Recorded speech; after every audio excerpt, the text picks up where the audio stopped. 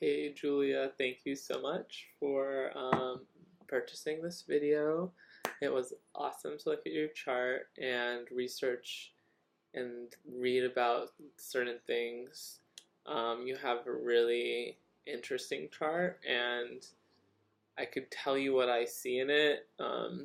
Astrology really is a tool to help you see things, and there's a lot of different ways of seeing. So, obviously, this is my perspective, and I'm not, you know, I'm an amateur astrologer. Let's just put it that way. There's also a lot of different systems you could use within astrology, and I'm choosing to use certain systems that may not be the best lens for you. So, take from this what you will. I guess that's how everything works. Um, but so let's get into it. That was the preface, I guess. Um, I know you're probably slightly familiar with some astrology, like you know what a Saturn return is and things like that. So I'm going to start with your rising. So if your birth time is correct, you're a Cancer rising, and just the early degrees of Cancer rising. Um, Cancer is a water sign. It's cardinal. It loves homemaking and family, and they love like loyalty and feeling comfortable around those they love, and they fear like betrayal and like have to cut people off sometimes if it's ruining like the harmony of their inner world, and it's ruled by the moon. So it's a very empathetic sign, and but and it's a water sign, so it's a sensitive sign too, but it's not like it is very sensitive, but it has kind of like it, it's not like a messy type of sensitive necessarily. It is a very put together sign because they need to delineate like what is safe and what isn't. And but when they feel safe, they're very tender, loving, and generous type of sign, and someone who will is a good listener, and um, they're very like talented in those ways. Anyway, so if it a rising just means rising in the east when you were born, and many like more modern astrology interpretations would say that has to do with like how you come across and first impressions and your aura, and it does, and it's because like the rising sign is more like your true soul than your sun sign. Your sun sign represents like your ego and your will, your identity. It's about purpose and action and fathering, kind of, and that those are very like core tenets of being, that our will and stuff, but it's not our spirit per se. And the rising sign is more like our spirit, and like moving towards our spirit is the best thing. Sometimes our will and our sun sign can get in the way. So your sun is in Capricorn, that is actually the lies opposite to Cancer. So they're kind of like sister signs. um, they're similar because they want. I don't know how they're similar. Just talk about Capricorn. Capricorn is just like a hard worker, someone who wants to put in the effort and get the results. They're a person who's like climbing a mountain. It's kind of like the view from the top of the mountain is everything to them, and um, they're achievers, and they demand respect, kind of. Um, and they can be eccentric, or they can be like funny or weird, but like there is also a seriousness to them because they like take what they do seriously, because they're doing what they're doing so that they could achieve some sort of end which is desirable to them, and they take action, and they're motivated. It's a sexy sign in that way. um it's an earth sign. Okay, so that's just your sun and your moon, and let's say that they're and not your sun and your moon. your ascendant and your sun. Your moon is in Pisces, and it's actually squaring your ascendant. And because your ascendant is Cancer, the moon is an important planet in your chart because the moon, Cancer rules the moon. So your moon is in Pisces in the 10th house. It's the last degree. If you were born like even maybe 10 minutes, 20 minutes, or maybe 30 minutes later, you might have your moon in Aries.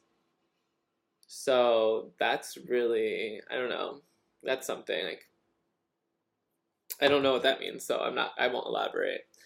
But the moon in Pisces, Pisces is an intuitive sign. It's the last sign in the zodiac, so it has pieces of all the other signs. They're even more empathetic than a Cancer because their boundaries are less drawn than a Cancer, and they go places with people in their minds like intuitively, and they're very poetic, and it's about the space of undoing. A moon in Pisces would be very poetic, and because it's squaring the ascendant, those energies work together, or not together. There's a challenge between those energies that, when brought to consciousness, could achieve great things, but dealt with unconsciously, could be mistakes that become repeated. Okay, so now this is where I'm gonna really go into like what's really jumping out to me in your chart is that on your ascendant you have Chiron in Cancer.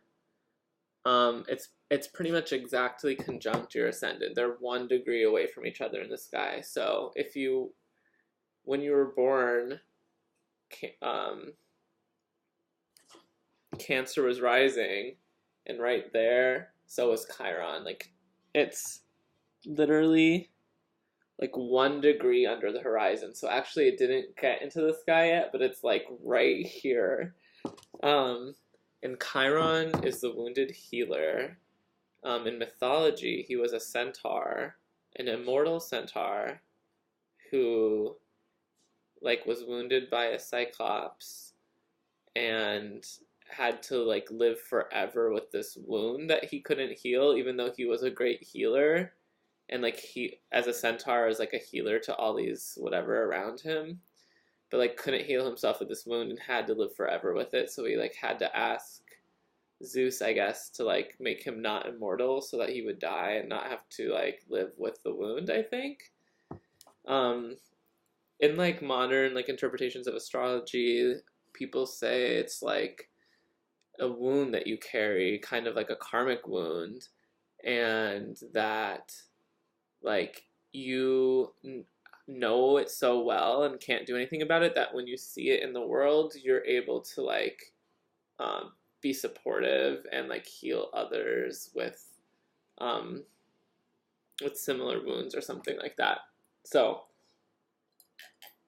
because it's on your ascendant, this means it's like front page of your book, like it's here on your face. It's like you gotta deal with this. Like it's kind of like I'm wounded, you know. It's like here I am, and I am imperfect, and I carry the weight of some karmic wound, right?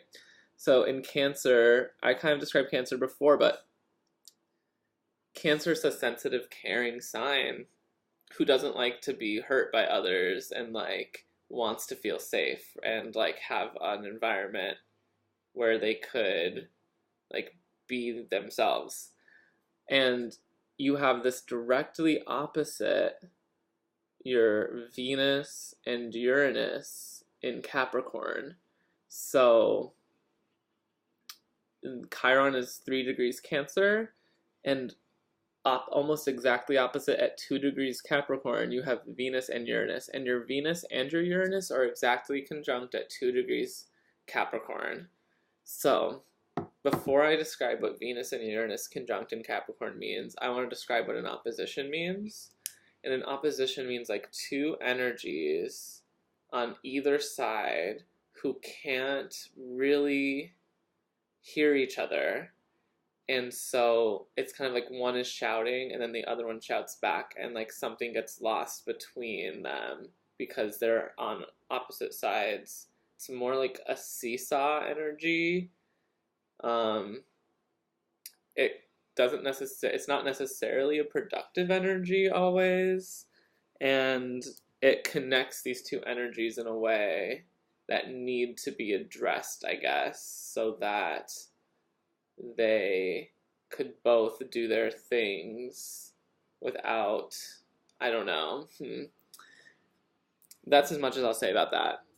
Anyway, so opposite your Chiron in Cancer is Uranus conjunct Venus in Capricorn. If you talk to any astrologers, this is probably the first thing they're going to want to tell you about. So Venus conjunct Uranus in Capricorn. Venus is a planet of love. It's a planet of harmony, of music, of lyricism, of balance, of the material, of sensuality, and of material, and of value, and it's soft to behold, and very graceful energies. And that's, everyone has that somewhere. And then Uranus is an energy of a generational it's more a generational planet, but it has to do with like sudden change, excitement, spontaneity, electricity, and that kind of like, it's a little bit chaotic and unpredictable, revolutionary. Having them conjunct means those two energies are always speaking from the same place. Like, you may not even know that they're two different energies because they're always there together. If you look at the sky, it would be one point in the sky for two planets. So, like, that just means like the more feminine, poetic values and love stuff mixed with like the spontaneity, erraticism, uniqueness, and electricness of Uranus in Capricorn. Capricorn, the sign of like doing the things to get what you want, climbing the mountain, achievement, success, and like it's a fortunate sign, I think, like a business a sign that's like, let's get down to business and do what has to be done. And it's in your 7th house, your house, and that's the house that rules relationships and relating one-on-one with another person. And it has to do with like exactly that, really. And then those two planets are directly opposite your Chiron in Cancer on your ascendant, which is like those wounds that are on the front of your face. So I will just read you actually a little bit from my app. I know this is cheating, about like Venus opposite Chiron. It says this combination gives a personality that experiences difficulties with relationships. You're likely to have had painful experiences surrounding marriage and intimate partnerships, but there are also great rewards to be gained in this area. You are drawn to a relationship at the same time that you fear it, so you may also have a strong focus on forming close emotional attachments. You may have had early childhood experiences that made it hard to accept love of others in your adult life. With these distractions, you also may strongly desire to help other people and yet be unable to give them the full benefit of your higher self. It's good to make the effort to connect yourself consciously with any painful events that may be buried in your unconscious, so that these will no longer have so much power over you. Once you have begun to integrate these painful feelings consciously and shed the baggage of earlier frustrations, you can be a more fully participating partner to others and be more of help to them as well. So that's what Venus opposite Chiron means. And then Venus opposite your ascendant, because your ascendant's on Chiron, it says that, actually, I'm not going to read that one. I'll just read Uranus opposite Chiron, since Uranus and Venus are both opposing Chiron together. It says Uranus in strong opposition to Chiron. You have an unusual combination of personality traits in which you are both very unconventional and yet somewhat unsure of yourself in your very departure from the rest of society, so that you may surprisingly show flashes of a conservative side. You have a brilliant mind, are undoubtedly a witty conversationalist, although with a slightly erratic tendency to switch topics. This aspect is the hallmark of an inventor or other type of creative thinker. Perhaps in the health field or helping professions, you're likely to have great difficulties with walking the straight and narrow, but something seems to force you to. Or is it a compulsion based on your own painful experiences with authority? It's important to become more conscious of your hidden motivations and patterns, so not to be ruled from them by below, as it were. Okay, so it's just like there's something built in here with like a quirky or erratic or unusual sense of love and devotion that is hardworking but always seeing on the other side, being always opposed to like the wounded healer on your Cancer rising, and then on top of all of this, Saturn is in your 7th house as well in Capricorn. It's not exactly conjunct, but it's very close. Maybe it is 5 degrees away. So Saturn is rules, restrictions, boundaries, seriousness, lessons, maturity,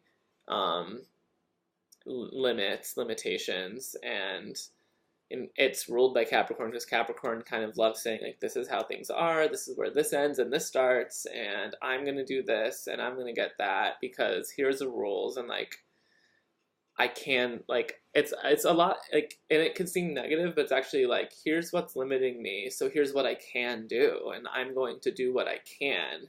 That is very Saturnian, as much as like it's about, I think when we're younger, we learn Saturn's lessons. Saturn is something that like we get more, it's more powerful with age because you make so many mistakes over and over again. And Saturn is kind of like, okay, like, all right, do that again, I guess, all right. I didn't tell you it was going to happen, or like, when will you ever grow up? So like having that in the house of your relationships, you just have a lot of going on in your house of relationships, and it's Capricorn, and let me see, actually I close my app here.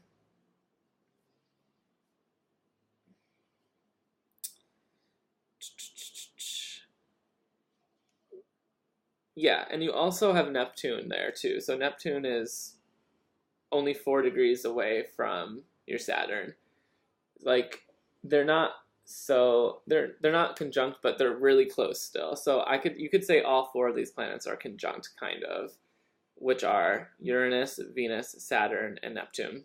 So Neptune is a planet of illusions, and it's associated with cinema and dreams, and so it may make things seem as if not as they appear. And so that's a whole other influence that affects all those other energies too. So just being aware of that is important, I think. And then so it's like, even beyond all of this, the ascendant, Chiron, the Venus, Uranus, and square both of them right in the middle is the moon, Pisces, making 90-degree angles to both. Because Pisces is 29 degrees, it's only about 3 or 4 degrees away, 3, 4, or 5 degrees away from being exactly 90 degrees with those other energies. And so, like, a square is kind of like a conflictual energy, but it is something that when you bring it into your awareness actually is very advantageous, because I try to think of like squares and oppositions, which make 90-degree angles. You kind of have a T-square where it's like a triangle with a line down the middle. In your chart, I like to think of them as like gears. And when you bring them into your consciousness and acknowledge those energies and do the work that needs to be done to kind of like unearth the problems of those things and like become conscious of them, you have like it's kind of like a powerhouse. It's like turning gears, like machinery, kind of. And it's like you can go really far with having squares, even though it is a more challenging thing.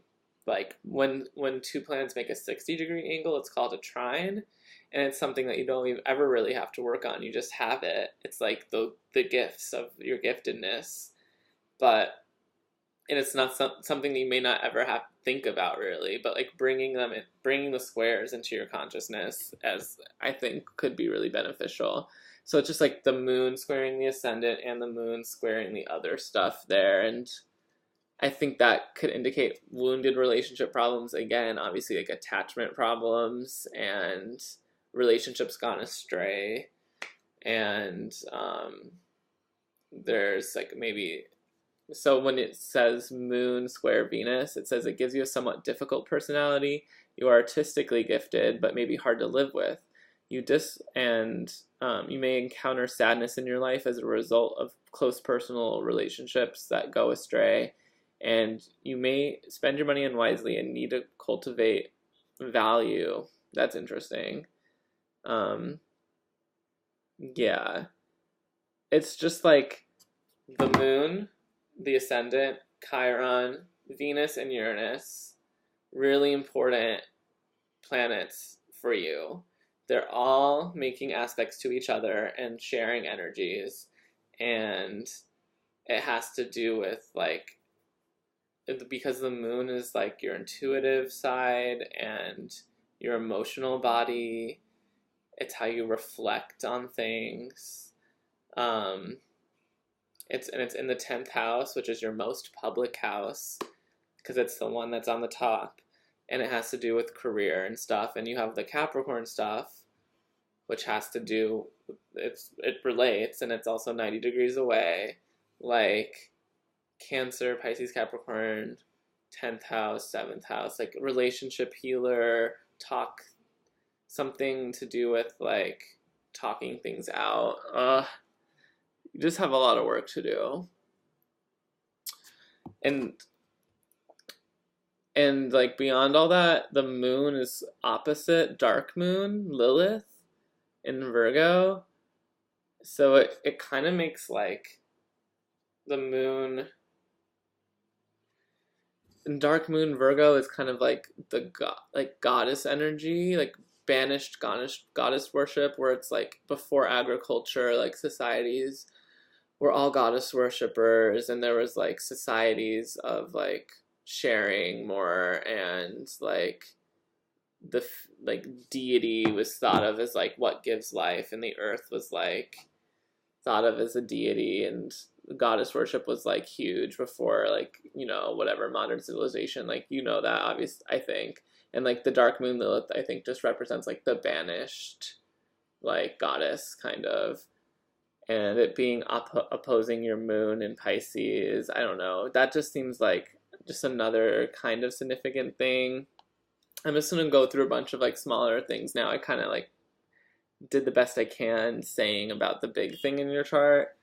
You have Mars and Aries in the 11th house, and the 11th house is like kind of like your house of friendships or community, more like community, network. Like 11th house is about like going to church and all the people there, or it's about going to the mall and all the people there. You know, like anywhere where it's a large gathering or like societal. So I do think it's about friends. Alexa, stop. Okay, that was my timer to say like you have to stop the video. But Mars and Aries in the 11th, maybe you have more an aggressive way of like approaching networking and friendships. Alexa, stop. Maybe there's like a more aggressive, like Aries fire energy, like starting things and like taking things and doing things. Like Mars is very like action oriented and like getting what you want. So in the 11th, maybe that energy could be charming actually, and like, but not sustaining for the long term. And like, so that could be a like something about that's like in your house of friendships and like, yeah, humanity and stuff. Just wanted to point that out too. You have Pluto in your 5th house in Scorpio, and the 5th house is about children. It's about performance. It's about like being lively and having fun and celebrating and stuff like that. Showing off and like being proud. So, and Pluto is just like a dark energy, destructive. It's like the end of life and right before the beginning of life, where beyond Saturn, who's being mean and setting up rules, like Pluto's just like everything's gone now, and um, it represents like the other side and sex and death and stuff. So in the fifth house, like that's funny. Kind of gives you like a dark brightness. Sometimes it could anyway.